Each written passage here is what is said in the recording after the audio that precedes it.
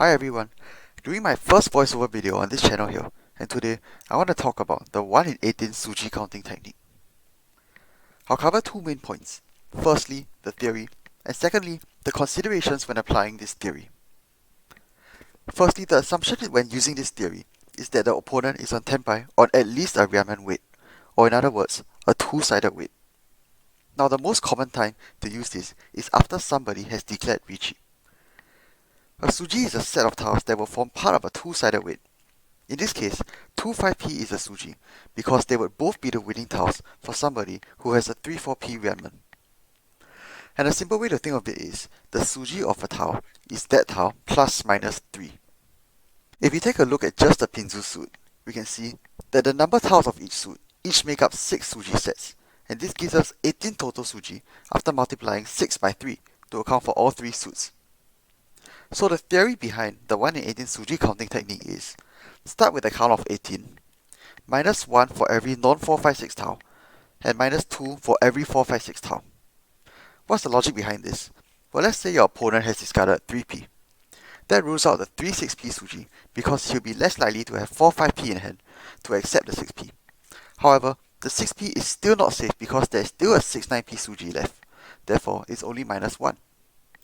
However, if your opponent has discarded a 5p, that rules out both the 2-5p and 5-8p Suji sets, so it's minus 2. Let's do a quick demonstration using a screenshot of the video clip that I used just now. Here, the dealer has declared Riichi. Start with 18 Suji, minus 1 for the 9s, minus 2 for the 5p, which also covers the 8p that he discarded, minus 1 for the 2m, minus 2 for the 4m, minus 1 for the 8m, minus 2 for the 5s, and minus 2 for the 4p. You get a total count of 7, which is the number of Suji that is not safe. So now that you get your final count, the next step is knowing when to stop pushing new Suji.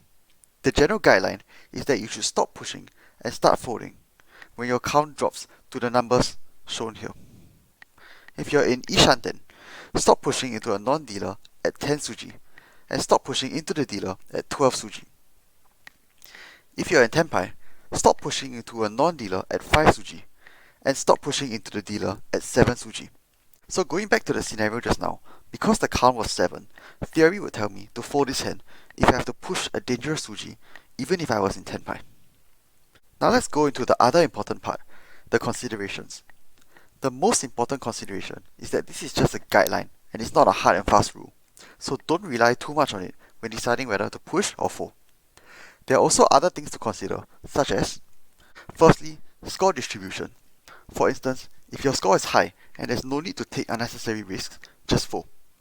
If the player who Riichi is already in first place and you're not the dealer, you can just fold because there's not much harm to you if he wins.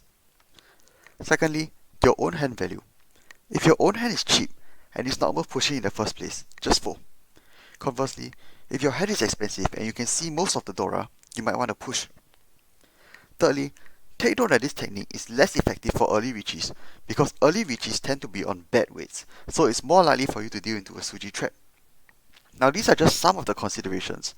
There are a lot more that I haven't mentioned, but the important takeaway is to just use this technique as a guideline and adapt according to the situation. Thanks for sticking to the end of the video, and I hope this has helped you learn more Mahjong techniques to use in your own games. If you want to see more of such videos, do leave a like and subscribe. It does help a lot with the YouTube algorithm, and I might consider turning this into a series if there is enough support for these kind of videos. Until next time.